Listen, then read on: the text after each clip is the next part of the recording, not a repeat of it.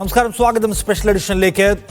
ലോക്സഭാ തെരഞ്ഞെടുപ്പിന്റെ തീയതികൾ പ്രഖ്യാപിച്ചു കഴിഞ്ഞിരിക്കുന്നു. ഇന്ന് തെരഞ്ഞെടുപ്പ് കമ്മീഷൻ BJP അവരുടെ പേജിൽ അപ്ലോഡ് ചെയ്തിരിക്കുന്ന ഫോട്ടോ മോദി 2014-ലും 2019-ലും സത്യപ്രതിജ്ഞ ചെയ്യുന്നതിൻ്റെയും മോദി 3.0 ലോഡിംഗ് എന്നുമാണ്. അത്രയും കോൺഫിഡൻസ് മോദി സർക്കാരും മോദിയുടെ പാർട്ടിയും പ്രകടമാക്കുകയാണ്. അതേസമയം മോദിയെ ഇത്തവണ വീഴ്ത്തുമെന്ന് മല്ലികാർജ്ജുൻ ഖാർഗെ പോലുള്ള ഇന്ത്യ സഖ്യത്തിലെ നേതാക്കൾ ആവർത്തിച്ചു പറയുന്നുണ്ട്.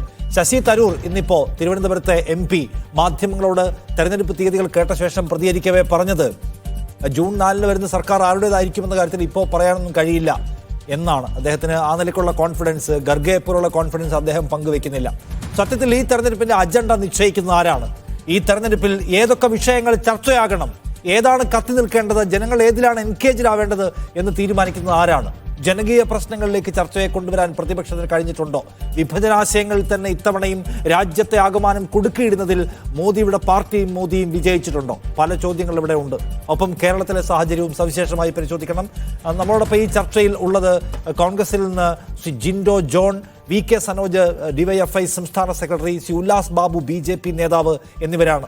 ആദ്യം ശ്രീ ജിൻഡോ, തെരഞ്ഞെടുപ്പിന് ഇനി വളരെ കുറച്ച് ദിവസങ്ങൾ കൂടി മാത്രമേ ഉള്ളൂ. രാജ്യത്ത് ഈ തെരഞ്ഞെടുപ്പിൻ്റെ ഒരു അജണ്ട സെറ്റ് ചെയ്ത് കഴിഞ്ഞിട്ടുണ്ടോ? ഉണ്ടെങ്കിൽ അത് സെറ്റ് ചെയ്യുന്ന ആരാണ്? ഇപ്പം നിങ്ങൾ സംസാരിക്കുന്നത് ജനകീയ പ്രശ്നങ്ങളാണ്, തൊഴിലില്ലായ്മയെക്കുറിച്ച്, ദാരിദ്ര്യത്തെക്കുറിച്ചൊക്കെയാണ് നിങ്ങൾ നിരന്തരമായിട്ട് സംസാരിക്കുന്നത്. അത് ഈ തെരഞ്ഞെടുപ്പിൻ്റെ കേന്ദ്രബിന്ദു ആക്കുന്നതിൽ ഇക്കാലം അത്രയും നടത്തിയ പ്രവർത്തനങ്ങളിലൂടെ നിങ്ങൾക്ക് കഴിഞ്ഞോ? അതോ മോദിയാണോ കഥ നിശ്ചയിക്കുന്നത്?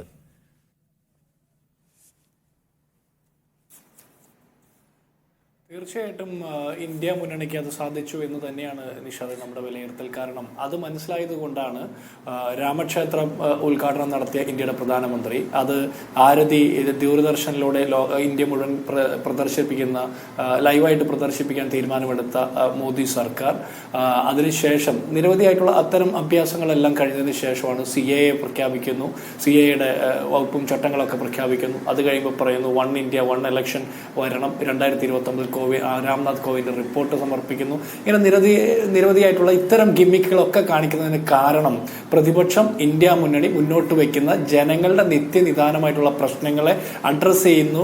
പ്രതിപക്ഷ മുന്നണി അതിൽ കുറെ കൂടി മുന്നോട്ട് പോയി. 2014-ലും 2019-ലും സാഹചര്യത്തിൽ നിന്ന് വ്യത്യസ്തമായിട്ട് ജനങ്ങൾ മോദിക്കെതിരെ മോദി ഗവൺമെന്റ് നടത്തിയിട്ടുള്ള ഓരോ കാര്യങ്ങളും തിരിച്ചറിഞ്ഞിട്ടുണ്ട്. അതിൽ പ്രതിപക്ഷം കുറെ കൂടി മുന്നോട്ട് പോയി എന്നുള്ള ആശങ്കയിലാണ് ഇത്തരം തട്ടിപ്പ് നമ്പറുകളുമായിട്ടൊക്കെ സംസാരിക്കുന്നത്.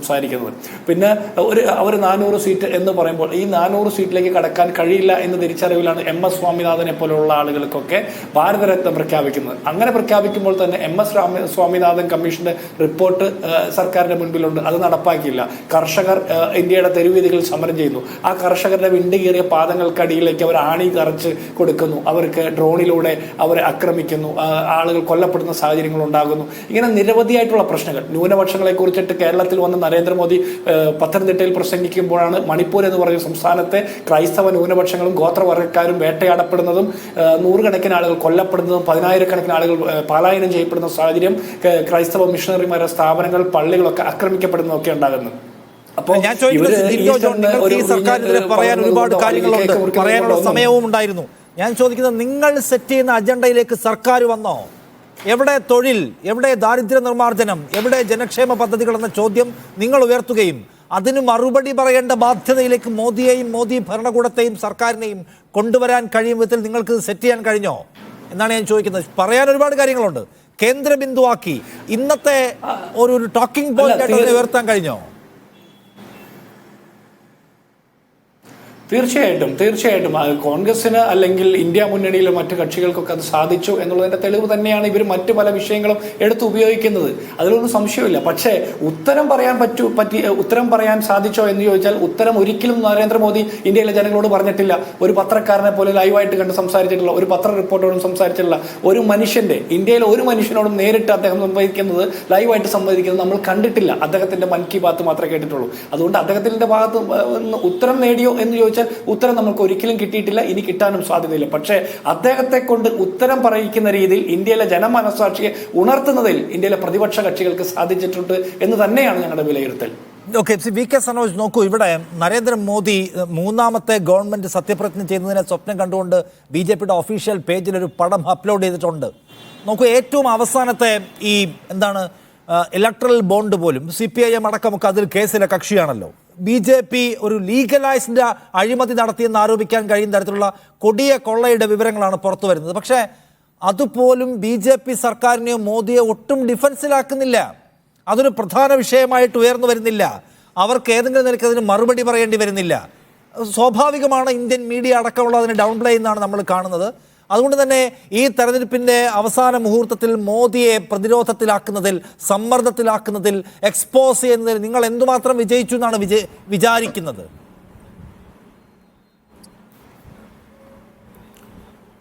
നിങ്ങളിവിടെ പറഞ്ഞതുപോലെ ഇന്ത്യയിലെ മുഖ്യധാര മാധ്യമങ്ങൾ ഞങ്ങൾ ഉന്നയിച്ച വിഷയങ്ങൾ ജനങ്ങളെ അറിയിക്കുന്നതിൽ വലിയ വീഴ്ച വരുത്തിയിട്ടുണ്ട്. ഇപ്പോൾ ചെറിയ ദിവസത്തെ ചില കാര്യങ്ങൾ മാത്രം നോക്കിയാൽ മതി.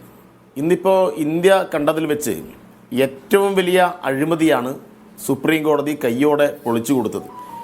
ജനങ്ങൾക്ക് മുന്നിൽ അതിൻ്റെ കൃത്യമായ വിവരങ്ങൾ എത്തി, തെളിവ് സഹിതം എത്തി. ഞങ്ങളുടെ ഏതെങ്കിലും ഒരു രാഷ്ട്രീയമായ ആരോപണം മാത്രമല്ല. പക്ഷെ അത് നിങ്ങൾ പറഞ്ഞതുപോലെ ഇന്ത്യയിലെ എത്ര പ്രധാനപ്പെട്ട മാധ്യമങ്ങൾ അത് ചർച്ച ചെയ്തു. അപ്പോൾ ഇങ്ങനെയുള്ള പണം ഉപയോഗപ്പെടുത്തി വളരെ കൃത്യമായും ഇന്ത്യയിലെ മാധ്യമങ്ങളെ ആകെ വിലക്കെടുക്കാനും മോഡിയുടെ സ്തുതിഗീതം പാടുന്ന ആളുകളാക്കി മാറ്റാനും മോഡി കഴിഞ്ഞിട്ടുണ്ട്. അങ്ങനെ പ്രത്യക്ഷത്തിൽ അങ്ങനെയെല്ലാമുള്ള കാര്യങ്ങൾ നടക്കുന്നുണ്ടെങ്കിലും ജനാധിപത്യത്തിൻ്റെ കരുത്ത് ഈ നാട് തിരിച്ചറിയുന്ന തിരഞ്ഞെടുപ്പ് മാറും. കാരണം ജനങ്ങൾക്ക് മുന്നിൽ കാര്യങ്ങളെല്ലാം വളരെ കൃത്യമായി എത്തിക്കഴിഞ്ഞു. നിങ്ങൾ നേരത്തെ സൂചിപ്പിച്ച തൊഴിലുമായി ബന്ധപ്പെട്ട പ്രശ്നങ്ങൾ, ജനങ്ങളുടെ ജീവിത നിലവാരവുമായി ബന്ധപ്പെട്ട പ്രശ്നങ്ങൾ, ആഗോള പട്ടിണി സൂചികയിൽ രാജ്യത്തിൻ്റെ സ്ഥാനം, ഏറ്റവും കൂടുതൽ തൊഴിലില്ലായ്മ വർദ്ധിച്ച നാടായി ഇന്ത്യ മാറിയത് തുടങ്ങിയിട്ടുള്ള നിരവധി കാര്യങ്ങൾ രാജ്യത്തെ ജനങ്ങൾക്ക് മുന്നിൽ ഇപ്പോൾ കൃത്യമായ ഡാറ്റ അടക്കം എത്തിയിരിക്കുകയാണ്. ഇതിൻ്റെ പ്രതിഫലനം നമ്മുടെ ഈ തെരഞ്ഞെടുപ്പിനകത്ത് ഉണ്ടാവും. നമ്മൾ ഈ കാണുന്ന രൂപത്തിലുള്ള, ഇപ്പം നരേന്ദ്രമോദി മറുപടി പറഞ്ഞെന്ന് ചോദിച്ചാൽ നരേന്ദ്രമോദി സാധാരണ നിലയിൽ ജനങ്ങളെ അഭിസംബോധന ചെയ്യുന്നില്ല, മാധ്യമങ്ങളെ അഭിസംബോധന ചെയ്യുന്നില്ല. എല്ലാം ഒരു ഏകപക്ഷീയമായ രീതിയിലേക്കാണ് കാര്യങ്ങളൊക്കെ കൊണ്ടുപോകുന്നത്.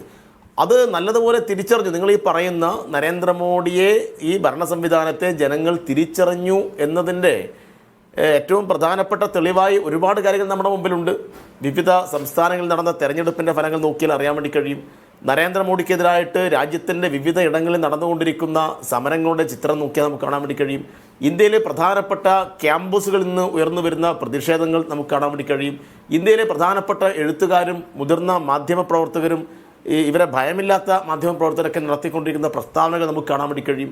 ഇവർക്ക് ഭയം ഉന്നയിക്കുന്ന പ്രശ്നങ്ങൾ ശരിയാണ്, അവസാനത്തെ ഇലക്ട്രൽ ബോണ്ട് വരെയുള്ള വിഷയങ്ങൾ. പക്ഷേ അതിനപ്പുറത്തേക്ക് നരേന്ദ്രമോദി ഇപ്പോൾ ഏറ്റവും അവസാനം ചെയ്യുന്നതാണ് CAA ചട്ടങ്ങൾ കൊണ്ടുവരികയാണ്. തെരഞ്ഞെടുപ്പിന് തൊട്ട് മുൻപ് 4 വർഷം ഫ്രീ സെൽ ഉണ്ടായിരുന്ന ഒരു സംഗതി.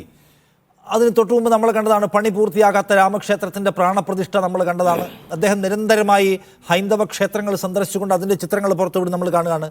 ഇതിൻ്റെ എല്ലാം മേലെ കൂടി സാധാരണ മനുഷ്യരുടെ ജീവസന്ധാരണ പ്രശ്നങ്ങളുടെ മേലെ കൂടി വിഭജനത്തിൻ്റെ ഒരു ആവരണം കൊണ്ടുവന്ന് സത്യത്തിൽ മൂടിയില്ലേ മോദി? തീർച്ചയായിട്ടും നമ്മൾ ചർച്ച ചെയ്യേണ്ട ഒരു വിഷയമാണത്. അതായത് ഈ കാർമേഘങ്ങളുടെ ഘോഷയാത്രയിൽ നക്ഷത്രങ്ങളുടെ തിളക്കമാർന്ന കണ്ണുകൾ കെട്ടുപോവില്ല എന്നാണല്ലോ. അതുകൊണ്ട് നരേന്ദ്രമോദിക്ക് താൽക്കാലികമായി ഈ മതസ്വത്വത്തെ മുൻനിർത്തിയിട്ട് ഇന്ത്യയിൽ ഞങ്ങൾ മുന്നോട്ട് വെക്കുന്ന, അല്ലെങ്കിൽ ഇന്ത്യയിലെ ജനങ്ങൾ മുന്നോട്ട് വെക്കുന്ന പല വിധത്തിലുള്ള ജീവിത പ്രശ്നങ്ങളെയും മൂടി വെക്കാൻ കഴിയുന്നുണ്ട്. അതിൻ്റെ തുടർച്ചയിലാണ് ഇപ്പോൾ വീണ്ടും ക്ഷേത്രത്തിൻ്റെ ഉദ്ഘാടനം നടത്തിയതും ഈ പൗരത്വ നിയമത്തിന് വേണ്ടിയിട്ട് ചട്ടങ്ങൾ കൊണ്ടുവന്നതെല്ലാം അതിൻ്റെ ഭാഗമായിട്ടാണ്. നിങ്ങളൊരു കാര്യം മനസ്സിലാക്കേണ്ടത്, 10 വർഷം നരേന്ദ്രമോദി ഭരണം നടത്തിയിട്ട് രാജ്യത്തിൻ്റെ പുരോഗതിയെക്കുറിച്ച് പറഞ്ഞ് വോട്ട് പിടിക്കാൻ ഇനിയും അവർക്ക് ധൈര്യമില്ല. ധൈര്യമുണ്ടെങ്കിൽ രാജ്യത്തിൻ്റെ നേട്ടങ്ങളെക്കുറിച്ച് പറയണ്ടേ? നേട്ടങ്ങളെക്കുറിച്ച് പറയുന്നതിന് പകരം വീണ്ടും വിഭജനത്തിന് രാഷ്ട്രീയമായി പ്രയോഗിക്കുന്നത്. അപ്പം അതുകൊണ്ട് നരേന്ദ്രമോദിയുടെ ഭരണം തികഞ്ഞ പരാജയമാണ്. ഇപ്പോൾ ഇലക്ട്രൽ ബോണ്ടിൽ കയ്യോടെ പിടിച്ചല്ലോ. ഇലക്ട്രൽ ബോണ്ട് നിയമവിധേയമായിട്ടുള്ള അഴിമതി അതങ്ങനെ നടത്തി പോവാം, ആ നിയമത്തിൻ്റെ കണ്ടിൽ വലിയ പ്രശ്നങ്ങളില്ലാതെ ഞങ്ങൾക്ക് ഇഷ്ടം പോലെ കാശ് വാങ്ങാം എന്നായിരുന്നു കരുതിയത്. പക്ഷേ സുപ്രീം കോടതിയിൽ ഇടതുപക്ഷ പാർട്ടികൾ, പ്രത്യേകിച്ച് CPIM ഉൾപ്പെടെയുള്ള പാർട്ടികൾ പോയി വലിയ പോരാട്ടം നടത്തിയിട്ടാണല്ലോ ഈ കാര്യങ്ങൾ ഇവിടെ ആളുകൾക്ക് മുന്നിൽ അവതരിപ്പിച്ചത്. അതുകൊണ്ട് അഴിമതിയുടെ വിശ്വഗുരുവാണ് നരേന്ദ്രമോദി എന്ന് ആളുകൾക്ക് ബോധ്യപ്പെട്ടു. അതുകൊണ്ട് ബൊഫേഴ്സിൽ പണ്ട് രാജീവ് വീണതുപോലെ ബോണ്ടിൽ നരേന്ദ്രമോദി വീഴും എന്ന കാര്യത്തിൽ ഒരു തർക്കവുമില്ല. ഉല്ലാസ് ബാബു BJP നേതാവിനോടൊപ്പം വ്യാപകമായി ഇവിടെ ജനാധിപത്യത്തെ ഏറ്റവും കശാപ്പ് അവസാനത്തെ ശ്രീ ഉല്ലാസ് ബാബു, ഏറ്റവും അവസാനത്തെ സംഗതി ഇലക്ട്രൽ ബോണ്ടാണ്. അതിന്റെ വിവരങ്ങൾ പുറത്തു വരുമ്പോൾ ഔദ്യോഗിക ഡേറ്റയാണല്ലോ പുറത്തു വരുമ്പോൾ ഏറ്റവും കൂടുതൽ പണം സമാഹരിച്ച പാർട്ടി, ലീഗലൈസ്ഡ് കറപ്ഷൻ എന്ന് വിളിക്കാവുന്ന ഒരു സംഗതിയാണ്, സമാഹരിച്ച പാർട്ടി BJP ആണ്. പല കമ്പനികളെയും ED അടക്കമുള്ള ഏജൻസികൾ ഉപയോഗിച്ച് ഭയപ്പെടുത്തി പണം സമാഹരിച്ചു എന്ന ആരോപണം പോലും ഉണ്ട്. അതൊക്കെ ഉള്ളപ്പോഴും ഞങ്ങൾ തന്നെ വീണ്ടും വരുമെന്ന് നിങ്ങളുടെ കോൺഫിഡൻസിൻ്റെ ആധാരം ഈ രാമക്ഷേത്രവും മതത്തിൻ്റെ പേരിലുള്ള പൗരത്വവും ഒക്കെ കാരണം ആളുകൾ വിഭജിച്ച് ഞങ്ങൾക്ക് വോട്ട് ചെയ്യുമെന്ന കോൺഫിഡൻസ് ആണോ? നിങ്ങളൊരു കാര്യം മനസ്സിലാക്കണം. ഇപ്പോൾ ഇടതുപക്ഷ നേതാവിൻ്റെ സംസാരവും വലതുപക്ഷ നേതാവിൻ്റെ സംസാരവും നിങ്ങളുടെ സംസാരവും ഒക്കെ പറയുന്നതിൻ്റെ അടിസ്ഥാനം എന്താണ്? കൃത്യമായിട്ട് നിങ്ങൾ ഉദ്ദേശ ലക്ഷ്യം വെക്കുന്നത് നരേന്ദ്രമോദി സർക്കാരിന് എന്തൊക്കെയോ സംഭവിച്ചിരിക്കുന്നു. 10 വർഷക്കാലം നരേന്ദ്രമോദി സർക്കാർ ഒന്നും ചെയ്തിട്ടില്ല, അതുകൊണ്ട് അധികാരത്തിൽ വരില്ല. അവിടെ വിഭജനത്തിന്റെ പേര് പറയുന്നു, അവിടെ ബോണ്ടിന്റെ പേര് പറഞ്ഞു. എന്റെ പൊന്നു ചങ്ങാതികളെ, നിങ്ങളൊക്കെ മനസ്സിലാക്കേണ്ടത് ഈ ഉണ്ടയില്ലാ വെടികൾ എത്ര കാലം നിങ്ങൾ വെച്ചാലും ഇനിയിപ്പോ ജൂൺ 4-ാം തീയതി വരെ നിങ്ങൾക്ക് ഉണ്ടയില്ലാ വെടി ഇങ്ങനെ തുടർന്നു കൊണ്ടിരിക്കാം. 10 വർഷക്കാലമായിട്ട് ഇന്ത്യ മഹാരാജ്യത്തിനെ വികസനത്തിന്റെ പാതയിലേക്ക് കൈപ്പിടിച്ച് ഉയർത്തിയത് ആരാണെന്ന് ചോദിച്ചാൽ വളരെ കൃത്യമായിട്ട് നാട്ടിലെ ജനങ്ങളോട് നിങ്ങൾ ചോദിച്ചാൽ അറിയാം. നിങ്ങൾ അജണ്ട സെറ്റ് ചെയ്തുകൊണ്ട് നിങ്ങൾ അതിനെ തകർക്കാൻ ശ്രമിച്ചാലൊന്നും ഒരു കാര്യം നടക്കില്ല. ഇടതുപക്ഷത്തിന്റെ സഹയാത്രികൾ പറയുന്നത് അല്ലെങ്കിൽ ഇടതുപക്ഷത്തിന്റെ നേതാവ് പറയുമ്പോൾ വളരെ ചിരിയാണ് വരുന്നത്. നിങ്ങളുടെ സർക്കാർ ചെയ്ത പ്രവർത്തനങ്ങളൊക്കെ വെച്ചിട്ടാണല്ലോ നിങ്ങൾ ഇവിടെ ഇലക്ഷൻ നേരിടുന്നത്. കഴിഞ്ഞ പ്രാവശ്യത്തെ തെരഞ്ഞെടുപ്പ് ഫലവും ഈ പ്രാവശ്യത്തെ തെരഞ്ഞെടുപ്പ് ഫലവും നിങ്ങൾ നോക്കിക്കോളൂ. കൃത്യമായിട്ട് അറിയാം എന്താണ് സംഭവിക്കാൻ പോകുന്നതെന്ന്. ഞങ്ങളെ സംബന്ധിച്ച് സാധാരണക്കാർക്കടക്കമുള്ള ആളുകൾക്ക് എല്ലാ മേഖലകളിലും, അത് റോഡായിക്കോട്ടെ, തോടായിക്കോട്ടെ, പാലങ്ങളായിക്കോട്ടെ, ജലജീവൻ മിഷൻ ആയിക്കോട്ടെ, ആവാസ് യോജനകളായിക്കോട്ടെ, മാതൃവന്ദന യോജനകളായിക്കോട്ടെ, ആയുഷ്മാൻ ഭാരത് ആയിക്കോട്ടെ, ഉജ്ജ്വല യോജന ആയിക്കോട്ടെ, സ്റ്റാർട്ടപ്പ് പദ്ധതികളായിക്കോട്ടെ, സ്റ്റാൻഡപ്പ് പദ്ധതികളായിക്കോട്ടെ, സ്റ്റാൻഡ് ബൈ മിത്ര ആയിക്കോട്ടെ, ദീനദയാൽ കൗശല യോജനയായിക്കോട്ടെ, ഗ്രാമീണ ജ്യോതി യോജനയായിക്കോട്ടെ, ഏത് പദ്ധതികളാണെങ്കിലും പൊതുസമൂഹത്തിന് കിസാൻ സമ്മാൻ നിധിയൊക്കെ നേരിട്ട് ഡയറക്റ്റ് കർഷകന്റെ അക്കൗണ്ടിലേക്ക് വരുന്ന പദ്ധതിയായിരുന്നു സാർ. നിങ്ങൾക്ക് സപ്ലൈകോയിൽ നിന്ന് കൃത്യമായിട്ട് നെല്ലെടുത്ത പൈസ അപ്പൊ തന്നെ വരമ്പത്ത് നിന്ന് നെല്ലെടുത്ത് ചാക്കിൽ മൂട്ടി മുകളിൽ കൊണ്ടുവയ്ക്കുമ്പോൾ കൃത്യമായിട്ട് കൊടുക്കാൻ സാധിച്ചോ? കാലം ഇന്ന് വരെ നിങ്ങൾക്ക് അതിന് സാധിച്ചിട്ടുണ്ടോ? ഇവിടെ ഭരിക്കുന്ന സംവിധാനത്തിന് അതിനെ ചോദ്യം ചെയ്യാൻ ഇവിടുത്തെ പ്രതിപക്ഷ സംവിധാനത്തിന് കൃത്യത ഉണ്ടാക്കിയിട്ടുണ്ടോ? നിങ്ങൾ ഇവിടെ നരേന്ദ്രമോദിയെ കുറ്റം പറഞ്ഞുകൊണ്ട് അജണ്ട സെറ്റ് ചെയ്തുകൊണ്ട് വർഗീയ രാഷ്ട്രീയ ചേരിതിരിവുണ്ടാക്കി ജനങ്ങളെ ഭിന്നിപ്പിച്ച് നിങ്ങൾ രാഷ്ട്രീയം നടത്തിയ കാര്യങ്ങൾ ഗ്യാസിന്റെ സബ്സിഡി കിട്ടുന്നുണ്ടോ? താങ്കൾക്ക് കിട്ടുന്നുണ്ടോ? എന്താ ഞാനൊരു കാര്യം ചോദിച്ചോട്ടെ. ഓരോ കാര്യങ്ങളും കൃത്യമായിട്ട് ഒരു പദ്ധതി രൂപീകരിക്കുക ചെയ്യുന്ന സമയത്ത് ഡയറക്റ്റ് ഗുണം അല്ലെങ്കിൽ ഇൻഡയറക്റ്റ് ഗുണത്തിലേക്ക് ആ കാര്യങ്ങളെ കൺവേർട്ട് ചെയ്യുന്നുണ്ട്. അത് സൗഭാഗ്യ യോജനയുടെ കാര്യമായിക്കോട്ടെ, എയർപോർട്ടുകളുടെ കാര്യമായിക്കോട്ടെ,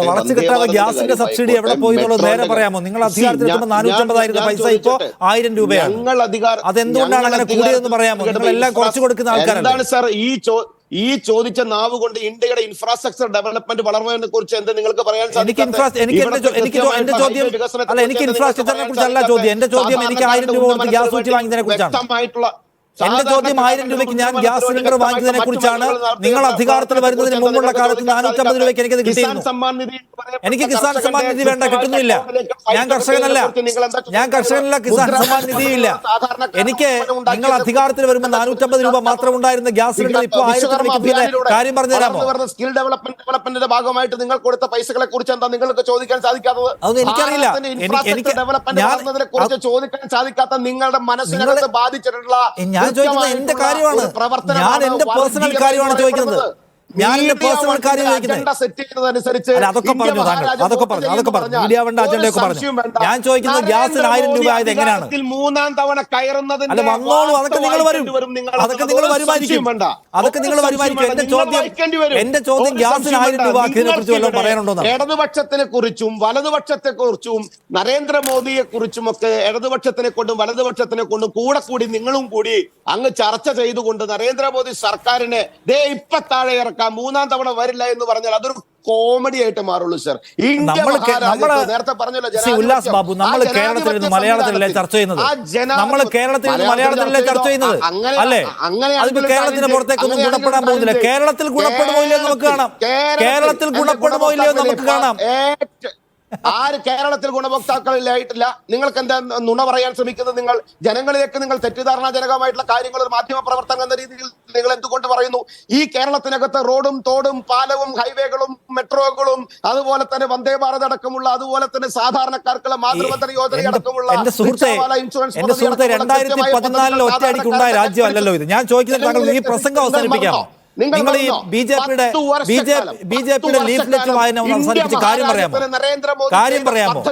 ഈ പ്രസംഗം അവസാനിപ്പിച്ച് കാര്യം പറയാമോ ഉല്ലാസ് ബാബു? കോൺഗ്രസ്സുകാരന് ചെയ്യാൻ സാധിച്ചിട്ടുണ്ടോ? പ്രസംഗമല്ല സാർ. നിങ്ങൾ 2014 അധികാരത്തിൽ വരുമ്പോ ഈ രാജ്യത്തെ രാജ്യമുണ്ട്. നിങ്ങൾ 2014 വരുമ്പോ ഈ രാജ്യമുണ്ടല്ലോ. ഈ രാജ്യത്ത് ഇൻഫ്രാസ്ട്രക്ചർ ഡെവലപ്മെന്റ് ഇല്ലാത്ത ഗതികെട്ട് അലയുന്നവരുടെ ഒരുപാട് ബുദ്ധിമുട്ടുകളും പ്രയാസങ്ങളും ബുദ്ധിമുട്ടുകളും ഉള്ള രാജ്യമുണ്ട്. ആ രാജ്യത്തിനെ പതിയെ പതിയെ പതിയെ പതിയെ കൈപ്പിടിച്ചുയർത്തിയ മേന്മ കൊണ്ട് തന്നെയാണ്. അപ്പൊ നിങ്ങൾ കൈപ്പിടിച്ചുയർത്തി, നിങ്ങൾ വലിയ തോതിലുള്ള മേന്മ കൊണ്ടുവന്നു. ഈ രാജ്യത്തെ നിങ്ങൾ വലിയ തോതിൽ ഉയർത്തി. നിങ്ങൾ വലിയ തോതിൽ ഞാൻ സമ്മതിച്ചു. എഴുതി വെച്ചോ, തോൽക്കുമെന്ന് നിങ്ങൾ കൃത്യമായിട്ട് എഴുതി വെച്ചോ. നിങ്ങൾ വായിക്കേണ്ടി വരും 400 സീറ്റുകളുമായി. അതൊക്കെ പോട്ടെ, അതൊക്കെ അതിപ്പോ ജനാധിപത്യത്തിൽ ആര് വിജയിക്കും, ആരും വിജയിക്കാം.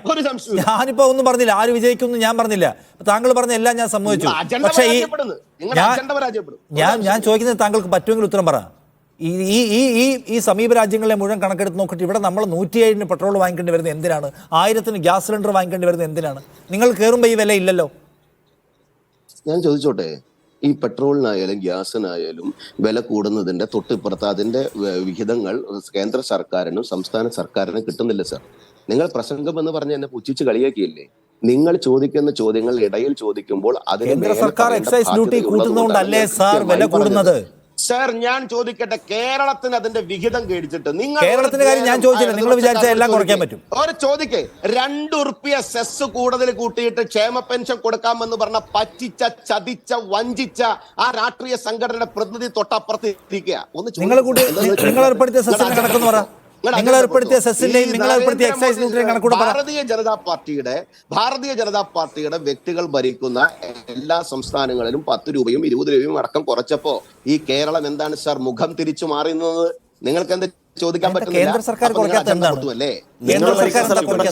നരേന്ദ്രമോദി സർക്കാർ 3ാം തവണ അതിഗംഭീര വിജയത്തോടെ നിങ്ങൾ ഭരിക്കുന്ന എവിടെയെങ്കിലും ക്ഷേമ പെൻഷൻ കൊടുക്കുന്നുണ്ടോ? ഉണ്ടോ? ഞങ്ങളൊരു കാര്യം ചോദിക്കോട്ടെ, ഞങ്ങളുടെ ഡെവലപ്മെന്റുകളും ഞങ്ങളുടെ പദ്ധതികളും ഞങ്ങളുടെ പ്രവർത്തനങ്ങളും നിങ്ങളുടെ പദ്ധതികളും നിങ്ങളുടെ ഡെവലപ്മെന്റുകളും നിങ്ങളുടെ പ്രോജക്റ്റുകളും ഒക്കെ മനസ്സിലായി. ആളുകളുടെ പോക്കറ്റിൽ നിന്ന് പൈസ വാരി എടുത്തിട്ട് റോഡ് ഉണ്ടാക്കാൻ, ആളുകളുടെ സാധാരണ മനുഷ്യരുടെ പോക്കറ്റിൽ നിന്ന് പൈസ വാരി എടുത്ത് റോഡ് ഉണ്ടാക്കുക എന്ന് പറഞ്ഞാൽ അത് ഭരണപരമായ വിഭാവന ശേഷിയല്ല. ഒന്നും തെറ്റല്ല, ഒന്നും തെറ്റാണ്. ആയുഷ്മാൻ ഭാരതും ജനൌഷധിയും ഒക്കെ തെറ്റാണോ? ഗർഭിണികൾക്ക് പൈസ കൊടുക്കുന്നത് തെറ്റാണോ? തെറ്റാണോ? മീഡിയ പറ. 6000 കോടി എന്തിനു വേണ്ടി വാങ്ങി? പൈസ എത്തിക്കുന്ന 6000 കോടി എന്തിനു വേണ്ടി വാങ്ങി? പറ. 6000 കോടി അല്ല, ഒറ്റക്കാര്യം. അപ്പൊ അതുകൊണ്ട് നിങ്ങൾ ജനക്ഷേമ പദ്ധതികൾ നടപ്പിലാക്കുമ്പോൾ നിങ്ങൾ ഗർഭിണികൾക്കും കർഷകർക്കും എല്ലാം പൈസ കൊടുക്കുന്നു. അതിന് ഞങ്ങൾക്ക് ഗ്യാസിനും പെട്രോളിനും വില ആവശ്യത്തിൽ കൂടുതൽ കൂട്ടിയാലേ പറ്റൂ, അതാണോ? ഈ ഗ്യാസ് 1 ലിറ്റർ പെട്രോൾ വെക്കുമ്പോ ഈ കേരള സർക്കാരിന് കിട്ടുന്ന പൈസയുടെ പൂർണ്ണ വിഹിതം കൃത്യമായിട്ട് മീഡിയ വണ്ണിന്റെ ഇത് വാർത്താ അവതാരകന് കൃത്യമായിട്ട് അറിയാമല്ലോ.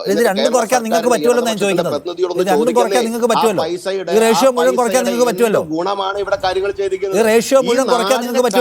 മുച്ചൂടും ഈ നാടിന് കടത്തിന്റെ മുച്ചൂട് മുടിച്ചുകൊണ്ട് മൻമോഹൻ സിംഗ് ഇറങ്ങിപ്പോയ സമയത്തെ ഈ നാടിനകത്ത് അധികാരത്തെ സനോജിന്റെ അടിസ്ഥാന പ്രശ്നം എന്താ അറിയാമോ? സനോജ്, അടിസ്ഥാന പ്രശ്നം അതായത് പെട്രോളിന് 250 രൂപ വേണമെങ്കിലും ആക്കിക്കോളൂ മോദിജി, ഞങ്ങൾക്ക് നിങ്ങൾ ഭരിച്ചാൽ മതി എന്ന് പറയുന്ന ഒരു തലമുറയെ ഉണ്ടാക്കിയിട്ടുണ്ട്. ആ തലമുറ എന്താണ് ചിന്തിക്കുന്നത് നമുക്ക് ഊഹിക്കാവുന്നതേ ഉള്ളൂ.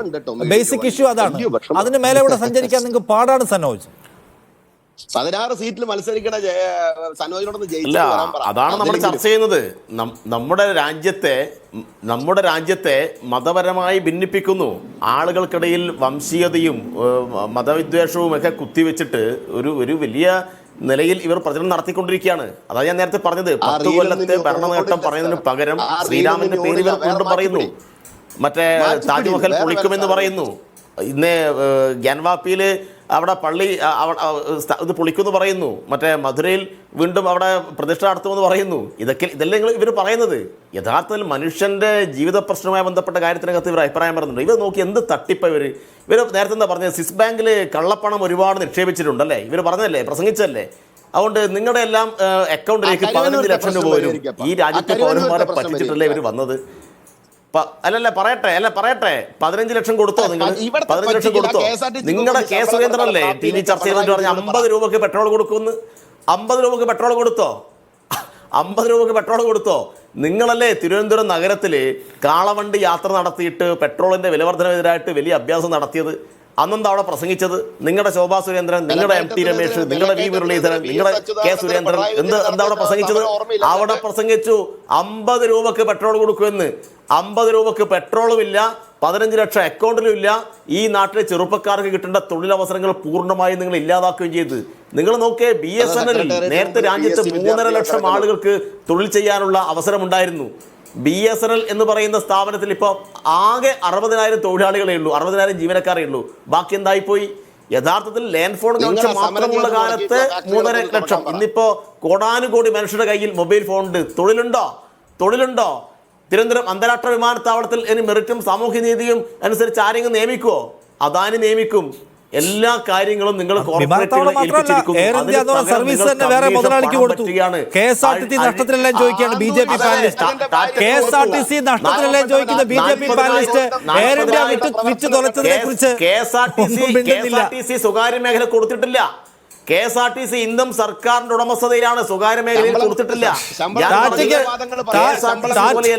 ടാറ്റയ്ക്ക് വിറ്റ് തുലച്ചുകൂടെന്നാണ് അദ്ദേഹം ചോദിക്കുന്നത്.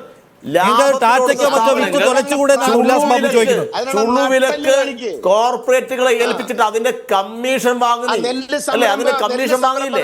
ഇവരിപ്പോ ഈ കോവിഡ് നെല്ല് സംരംഭത്തിന് നിങ്ങൾ പണം കൊടുത്തില്ല. കോവിഡ് കാലത്ത് വാക്സിൻ ഉത്പാദിപ്പിച്ച കമ്പനിയിൽ നിന്ന് കമ്മീഷൻ വാങ്ങിയില്ലേ നിങ്ങൾ?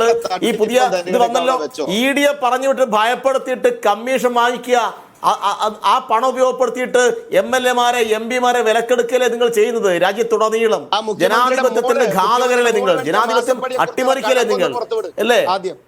അല്ല, ഞാൻ പറയട്ടെ സുഹൃത്തെ, നിങ്ങൾ പറയുമ്പോൾ പറഞ്ഞില്ലല്ലോ. നിങ്ങളിങ്ങനെ അസ്വസ്ഥമാവല്ല. കേട്ടില്ല? അപ്പൊ അഴിമതി പണം, അഴിമതിയുടെ വിശ്വഗുരുവാണ് നിങ്ങളുടെ പ്രധാനമന്ത്രി നരേന്ദ്രമോദി. അതുകൊണ്ട് നരേന്ദ്രമോദി ബോർഡിൽ വീഴും എന്ന കാര്യത്തിൽ തർക്കമില്ല.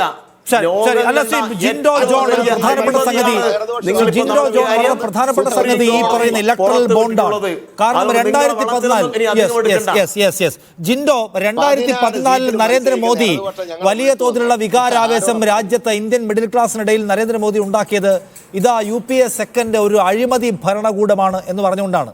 അത് നമുക്കറിയാവുന്നതുപോലെ 2G സ്പെക്ട്രമാണ്. ഫൈനലി 2G സ്പെക്ട്രം അഴിമതി എന്തായും ചോദിച്ചാൽ എവിടെ ഒന്നും എത്തിയില്ല എന്ന് നമുക്കറിയാം. സോ ഇവിടെ ഇപ്പോൾ ഈ തെരഞ്ഞെടുപ്പിൻ്റെ ഏറ്റവും അവസാനം പുറത്തു വരുന്നത് ശതകോടികളുടെ ഇടപാട് നരേന്ദ്രമോദി ഭരണകൂടം ഇലക്ട്രൽ ബോണ്ട് വഴി നടത്തി എന്നുള്ളതാണ്. അത് നിയമപരമല്ല എന്ന് പറഞ്ഞ് ഇന്ത്യയുടെ പരമോന്നത നീതിപീഠം അത് നിരോധിച്ച് കളയുന്നത് നമ്മൾ കണ്ടു. പക്ഷേ എന്നിട്ട് കൂടി ഒരു ഡിഫൻസിലേക്ക് പോകേണ്ടി വരുന്നില്ല. ജനങ്ങൾ അതിനെക്കുറിച്ച് എഡ്യൂക്കേറ്റഡ് അല്ല. മധ്യവർഗത്തിന് അതിനെക്കുറിച്ച് വികാരാവേശമില്ല. രണ്ട് സിനാരിയോയും തമ്മിലുള്ള ഈ വ്യത്യാസം എങ്ങനെ സംഭവിക്കുന്നതാണ് ജിൻഡോ?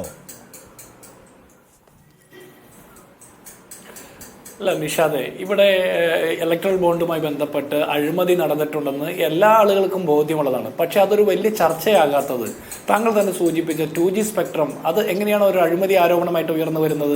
അന്ന് CAG റിപ്പോർട്ട് പുറത്തു വരുന്നു, അതിന്മേൽ തുടങ്ങി വലിയ വാദപ്രതിവാദങ്ങൾ നടക്കുന്നു, വിവാദങ്ങൾ ഉണ്ടാക്കുന്നു. അന്ന് അണ്ണാ ഹസാരയെ പോലുള്ള ആളിനെ കൊണ്ടുവന്നിട്ട് രാംലീല മൈതാനത്ത് സംഘപരിവാർ പിന്തുണയോടുകൂടി സമരത്തിന് നേതൃത്വം കൊടുത്തില്ലേ? ഇന്ന് ആ മനുഷ്യൻ എവിടെയാ? അദ്ദേഹം ഗാന്ധി തൊപ്പിയെ പോലും അധിക്ഷേപിച്ചില്ലേ? ആ മനുഷ്യൻ ഇന്ന് വിസ്മൃതിയിലാണ്. അദ്ദേഹം എവിടെയാണ് ജീവിച്ചിരിക്കുന്നത് പോലും ഇന്ത്യയിൽ ഒരു മനുഷ്യന് പോലും അറിയില്ല. 2G സ്പെക്ട്രം അഴിമതിയെ കുറിച്ചിട്ട് ഇനി BJP-ക്കാർക്ക് പറയാൻ അർഹതയുണ്ടോ? കഴിഞ്ഞ 10 വർഷക്കാലം ഈ രാജ്യത്ത് അവർ ഭരിക്കുന്നു. അതിന്മേൽ തുടരന്വേഷണമോ എന്തെങ്കിലും നടപടിയോ സ്വീകരിച്ചിട്ടുണ്ടോ? UPA സർക്കാരിന്റെ കാലത്ത് ഇവർ ഉന്നയിച്ചിട്ടുള്ള ആക്ഷേപങ്ങളിൽ എന്ത് തുടർ നടപടി സ്വീകരിക്കാൻ പറ്റി എന്നുകൂടി ഇവർ പറയണ്ടേ? ഇവർ 100 കണക്കിന് ED അന്വേഷണങ്ങളും റെയ്ഡുകളും നടത്തിയിട്ടുണ്ട്. അതിൽ എന്ത് നടപടി സ്വീകരിച്ചു? ED-യുടെ അന്വേഷണത്തിന്റെ കേസുകൾ മുന്നോട്ട് പോകുമ്പോൾ 200 കേസിൽ ഒരു കേസ് മാത്രമാണ് ശിക്ഷിക്കപ്പെടുന്ന സാഹചര്യം ഉണ്ടാകുന്നത്. അപ്പൊ അങ്ങനെയുള്ള കാര്യങ്ങളൊക്കെ ഇവിടെ നിൽക്കുന്നു. ഇതൊക്കെ ചർച്ചയാകുന്നില്ല എന്ന് നിഷാദിന്റെ നിരീക്ഷണം ശരിയാകപ്പെടുന്നത് എവിടെയാണെന്നറിയോ? ഇന്ത്യയിലെ മുഖ്യധാര മാധ്യമങ്ങൾ ഒന്നും ഇത് കാര്യമായിട്ട് റിപ്പോർട്ട് ചെയ്യപ്പെടുന്നില്ല, റിപ്പോർട്ട് ചെയ്യുന്നില്ല. ആകെയുള്ള ഒരു ഹോപ്പ് എന്ന് പറഞ്ഞാൽ, പ്രതീക്ഷ എന്ന് പറഞ്ഞാൽ സോഷ്യൽ മീഡിയയാണ്. അതുപോലും കാലാകാലങ്ങളിൽ ഇവർ നിരോധിക്കുകയോ ഇന്റർനെറ്റ് നിരോധനം ഏർപ്പെടുത്തുകയോ അല്ലെങ്കിൽ സോഷ്യൽ മീഡിയ പ്ലാറ്റ്ഫോമുകൾക്ക് കേന്ദ്ര സർക്കാരും BJP-യും തിട്ടൂരം മുഴക്കിക്കൊണ്ട് കൺട്രോൾ ചെയ്യുകയൊക്കെ ചെയ്യുന്ന സാഹചര്യമുണ്ട്. ഇവിടെ മാധ്യമങ്ങൾ എത്ര മൂടി വെച്ചാലും, മോദി സർക്കാർ എത്ര കോടി രൂപയുടെ പരസ്യം നൽകിയാലും, മാധ്യമങ്ങളിലൂടെ പരസ്യം ഇടവിട്ട് നൽകിയാലും സാധാരണ മനുഷ്യർക്ക് ഫീൽ ചെയ്യുന്ന കുറെ കാര്യങ്ങളുണ്ട്. പട്ടിണി, തൊഴിലില്ലായ്മ, വിലക്കയറ്റം, ദുരിതം. താങ്കൾ സൂചിപ്പിച്ചതുപോലെ തന്നെ ഗ്യാസിന്റെ സബ്സിഡി എടുത്തു കളഞ്ഞത് മാത്രമല്ല, ഗ്യാസിന്റെ വില 3 ഇരട്ടിയായിട്ട് വർദ്ധിപ്പിക്കുന്നു. 414 രൂപ ഗ്യാസിന് വില ഉണ്ടായിരുന്നപ്പോൾ സമരം ചെയ്ത ശോഭാ സുരേന്ദ്രൻ അടക്കമുള്ള നേതാക്കന്മാർ അവർ അടുക്കളയിൽ നിന്ന് സ്റ്റൗവിന്റെ അടുത്ത് നിന്ന് വന്നിട്ട് അവരുടെ വീഡിയോ പ്രക്ഷേപണം ചെയ്യുന്നത് എങ്ങനെ ഒരു സാധാരണ സർക്കാർ എവിടെയും പറഞ്ഞിട്ടില്ല, തരുന്നില്ല വർഷങ്ങളായി, അത്രേ ഉള്ളൂ. അല്ല, ഇത് പലതും അങ്ങനെ തന്നെയാവും, ഒന്നും പറയുന്നില്ല, പക്ഷെ അത് നിലവിൽ നടക്കുന്നില്ല, അത്രയേ ഉള്ളൂ വ്യത്യാസം. അപ്പോൾ അങ്ങനെയൊക്കെ നിൽക്കുന്നു. അപ്പോൾ ഇതെല്ലാം സാധാരണക്കാർക്ക് മനസ്സിലാകുന്നുണ്ട്, പക്ഷെ അവർക്കൊന്നും ഇത് പ്രകടിപ്പിക്കാൻ, അല്ലെങ്കിൽ അവർ പ്രകടിപ്പിക്കുന്നത് പൊതുജനങ്ങളുടെ മുമ്പിൽ, മിഡിൽ ക്ലാസിന് മുമ്പിൽ പ്രത്യക്ഷപ്പെടുന്നില്ല. അതിന് കാരണം മാധ്യമങ്ങളിൽ വലിയ രീതിയിൽ ഇവർ ഹൈജാക്ക് ചെയ്തിരിക്കുന്നു എന്നുള്ളത് തന്നെയാണ്. ഇതൊക്കെ മനസ്സിലായതുകൊണ്ടാണ്, ജനങ്ങളുടെ ഇടയിൽ ഇവർക്കെതിരെ വലിയ വികാരമുണ്ടെന്ന് മനസ്സിലായതുകൊണ്ടാണ് പുൽവാമ പോലെയുള്ള അല്ലെങ്കിൽ ബാലാക്കോട്ട് പോലെയുള്ള ആസൂത്രിത അക്രമങ്ങളും സർജിക്കൽ സ്ട്രൈക്കും ഒന്നും ഇനി നടത്തിയാൽ ഏക്കില്ല എന്ന് മനസ്സിലായതുകൊണ്ട് ഇപ്പോഴത്തെ ഇലക്ഷൻ സ്ട്രാറ്റജിയാണ്, ഇവരുടെ അവസാന പരിപാടിയാണ് CIA അല്ലെങ്കിൽ ക്ഷേത്ര നിർമ്മാണം, അതിന്റെ ആരതി ഒഴിയുന്നത് ലൈവായിട്ട് കൊടുക്കുന്നത്, യൂണിഫോം സിവിൽ കോഡിനെ കുറിച്ച് പ്രസംഗിക്കുന്നത്, 1 ഇന്ത്യ 1 ഇലക്ഷനെ പോലെയുള്ള കാര്യങ്ങളൊക്കെ പറയുന്നത്. അതൊക്കെ ഇപ്പൊ ലേറ്റസ്റ്റ് വേർഷൻ ഓഫ് സർജിക്കൽ സ്ട്രൈക്കുകളായിട്ട് നമ്മൾ പരിഗണിക്കണം. ഇത് തോൽവിയിലേക്ക് പോകുന്നതിന് മുമ്പുള്ള അവസാന പിടച്ചിലായിട്ടാണ് നമ്മൾ കാണേണ്ടത്. ഇനി BJP-യുടെ പ്രതിനിധി പറഞ്ഞ ഒരു കാര്യമുണ്ട്, ഇൻഫ്രാസ്ട്രക്ചർ ഡെവലപ്മെന്റ് കൊണ്ടുവന്നല്ലോ. ഞാൻ ചോദിക്കുന്ന സഹോദര, ഈ രാജ്യം 45 വർഷത്തെ ഏറ്റവും വലിയ തൊഴിലില്ലായ്മയിലേക്ക് തള്ളപ്പെട്ടപ്പോൾ ഇവിടുത്തെ ചെറുപ്പക്കാർക്ക് 2 കോടി തൊഴിലവസരം നിങ്ങൾ കൊടുക്കുമെന്ന് പറയുന്നു, പ്രതിവർഷം തൊഴിൽ കൊടുക്കുന്നു എന്ന് പറയുന്ന നിങ്ങൾ, തൊഴിൽ കിട്ടാത്ത ചെറുപ്പക്കാരൊക്കെ നിങ്ങൾ നാഷണൽ ഹൈവേ കുറിച്ചിട്ടാണല്ലോ പറയുന്നത്. ഈ നാഷണൽ ഹൈവേ പോയി മലർന്ന് കടന്നു കഴിഞ്ഞാൽ അവരുടെ വിശപ്പ് മാറുമോ? അവരുടെ പട്ടിണി മാറുമോ? അവരുടെ തൊഴിലില്ലായ്മ മാറുമോ? അവർ വിലക്കയറ്റത്തിനെതിരെ ഉള്ള അവരുടെ പ്രതിഷേധം ഇല്ലായ്മ ചെയ്യാൻ പറ്റുമോ? അപ്പൊ നിങ്ങൾ ആളുകൾക്ക് നേരിട്ട് ഫീൽ ചെയ്യുന്ന കാര്യത്തിൽ നിങ്ങൾ എന്ത് നടപടി സ്വീകരിച്ചു? അത് നിങ്ങൾ ഒന്നും സ്വീകരിച്ചില്ല. പിന്നെ നിങ്ങൾ അഴിമതിയെ കുറിച്ച് പറയുമ്പോൾ നിഷാദെ, എനിക്കൊരു തിരുത്തുണ്ട്. ഇന്ത്യ മഹാരാജ്യം കണ്ട ഏറ്റവും വലിയ അഴിമതിയുടെ പേരെന്താണെന്നറിയോ? പെട്രോളിയം ഉൽപ്പന്നങ്ങളുടെ പേരിലുള്ള നികുതി കൊള്ളയാണ് ഇന്ത്യ മഹാരാജ്യത്തെ ഏറ്റവും വലിയ അഴിമതി, ഏറ്റവും വലിയ കൊള്ള. അതിന്റെ കണക്ക് പോലും നമുക്ക് ഊഹിക്കാൻ പറ്റുമോ? 10 വർഷക്കാലമായിട്ട് ഈ രാജ്യത്തെ കൊള്ളയടിക്കുകയല്ലേ മനുഷ്യരെ, അതിന്റെ കണക്ക് പറയുന്നുണ്ടോ? രണ്ടാമത്തതാണ് നമ്മൾ പറയുന്ന ഈ നോട്ട് നിരോധനം, ഇൻസ്റ്റിറ്റ്യൂഷണൽ കറപ്ഷൻ. പണ്ടൊക്കെ വ്യക്തികൾ കറപ്ഷൻ നടത്തിയിട്ടുണ്ടെങ്കിൽ അതിനെതിരെ ആക്ഷേപിക്കുന്ന BJP, ഇന്ന് BJP എന്ന് പറഞ്ഞ പാർട്ടിയും കേന്ദ്ര സർക്കാരും ഒന്നാകെ നിന്ന് കറപ്ഷൻ നടത്തുകയാണ്. അതിന്റെ തെളിവല്ല ഇലക്ട്രൽ ബോണ്ട്. സുപ്രീം കോടതി ഇടപെട്ടില്ലെങ്കിൽ, DY ചന്ദ്രചൂഡ് എന്ന് പറഞ്ഞ ഒരു സുപ്രീം കോടതി ചീഫ് ജസ്റ്റിസ് ഇല്ലെങ്കിൽ ഇതുപോലും പുറത്തു വരില്ലല്ലോ. അപ്പോ കൽക്കരി കുംഭകോണം അടക്കം, PM കെയർ ഫണ്ട് അടക്കം, അദാനിയുടെ ഷെൽ കമ്പനിയിലേക്ക് വന്ന 10,000-കണക്കിന് കോടികളൊക്കെ BJP ഈ നാട്ടിലെ ആളുകളെ കൊള്ളയടിച്ചതാണ്. കൊള്ളപ്പണം അതിന്റെ പങ്ക് പറ്റിയതാണ്. ഇതൊക്കെ ഇവർ മുൻകാലങ്ങളിൽ അഴിമതിക്കെതിരെ BJP-ക്കെതിരെ ഉയർത്താൻ നിരവധിയായ വിഷയങ്ങൾ ഉണ്ടെന്നിരിക്കെ അവ എത്രത്തോളം ഫലപ്രദമായി ഇന്ത്യൻ മനസ്സുകളിലേക്ക് കൊണ്ടുവരാൻ കഴിഞ്ഞിട്ടുണ്ട് എന്നാണ് പ്രസംഗമായിട്ട് നിഷാദിന് തോന്നുന്നില്ലല്ലോ അല്ലെ? ശിവലാസ് ബാബു, നമുക്ക് 740 കോടി രൂപയും വാങ്ങിച്ചു വെച്ചിട്ടാണ് വർത്തമാനം പറയുന്നത് എടുക്കാൻ. ജനാധിപത്യത്തിൽ മത്സരിക്കട്ടെന്ന് രാഹുൽ ഗാന്ധിയുടെ നേതൃത്വത്തില് ഇവർ ഓടുന്നുണ്ടല്ലോ ജോഡോ യാത്ര.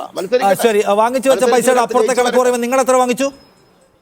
അല്ലല്ല, കൃത്യമായിട്ട് ഒരു കാര്യം പറയാലോ. ഇലക്ട്രൽ ബോണ്ടിലെ ട്രാൻസ്പാരൻസിയെ കുറിച്ചും KYC അപ്ഡേറ്റ് ചെയ്ത ഇന്ത്യൻ കമ്പനിയെ കുറിച്ചും ആ കമ്പനിയിൽ നിന്ന് SBIയിൽ വരുന്ന വൈറ്റ് മണിയെ കുറിച്ചും വളരെ കൃത്യമായിട്ടുള്ള നിയമം നടപ്പിലാക്കിയതിന് ശേഷം ഉണ്ടാക്കിയുള്ള സിസ്റ്റമാണ്. ഇന്ത്യയുടെ പരമോന്നത നീതിപീഠം തിരുത്തലുകൾ ആവശ്യമുണ്ടെങ്കിൽ കൃത്യമായിട്ട് കൊടുക്കുമെന്നേ. ഇനി 18-ാം തീയതി കേസ് വെച്ചിട്ടുണ്ടല്ലോ SBIയും ഇലക്ഷൻ കമ്മീഷനിലും. നിലവിൽ വന്ന വിവരങ്ങൾ പ്രകാരം നിങ്ങൾക്ക് എത്ര കിട്ടി?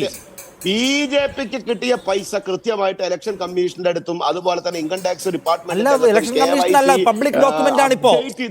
പബ്ലിക് ഡോക്യുമെന്റ് ആണ് ഇപ്പോ. താങ്കൾക്ക് അത് പറയാൻ ഒരു ബുദ്ധിമുട്ടുണ്ടോ? ഞങ്ങൾക്ക് പൈസ കിട്ടിയെന്ന്, ഞങ്ങൾ കമ്പനികളുടെ കയ്യിൽ നിന്ന് ശതകോടികൾ വാരി വാങ്ങി എന്ന് പറയാൻ ഒരു ബുദ്ധിമുട്ടുണ്ടോ? ഇല്ലെങ്കിൽ പറയാൻ എത്ര കിട്ടി? അപ്പുറത്തെ 1700 കോടിയുടെ കണക്ക് താങ്കൾ വിളിച്ചു പറഞ്ഞല്ലോ.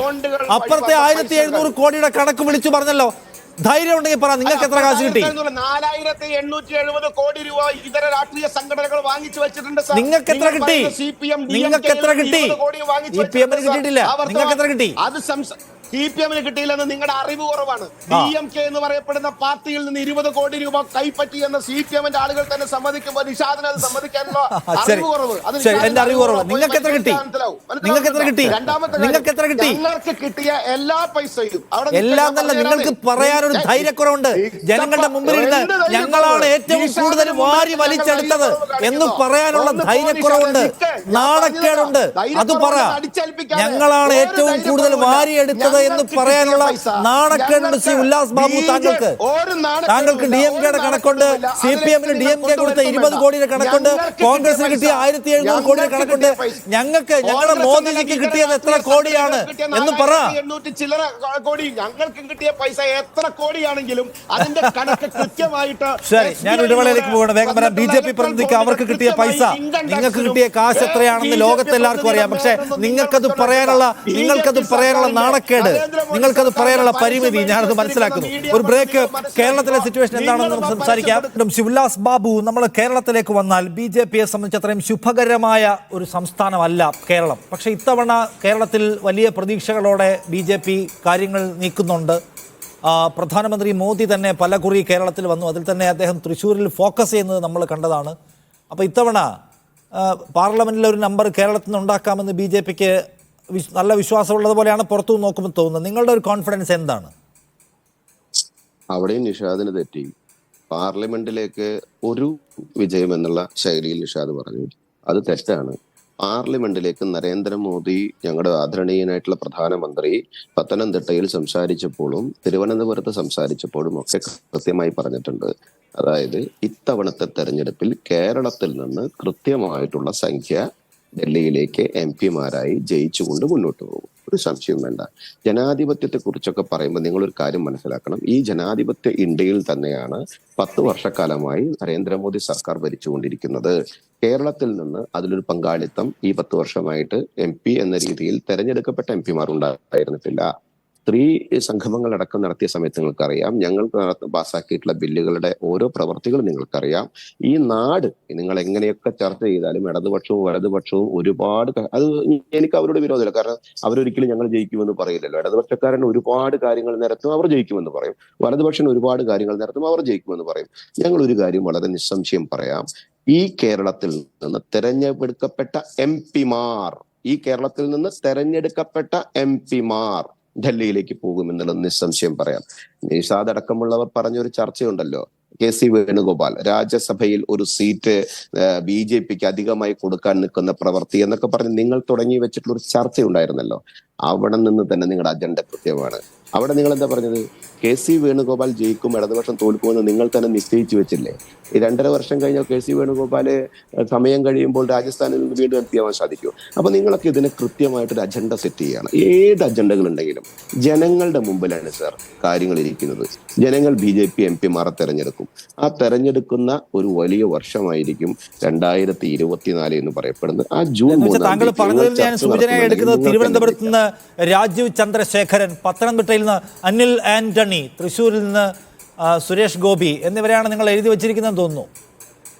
എന്താ ആറ്റിങ്കലിൽ നിന്ന് V മുരളീധരനെ നിങ്ങൾ മറന്നോ? ആലപ്പുഴയിൽ ശോഭ സുരേന്ദ്രനെ നിങ്ങൾ മറന്നോ?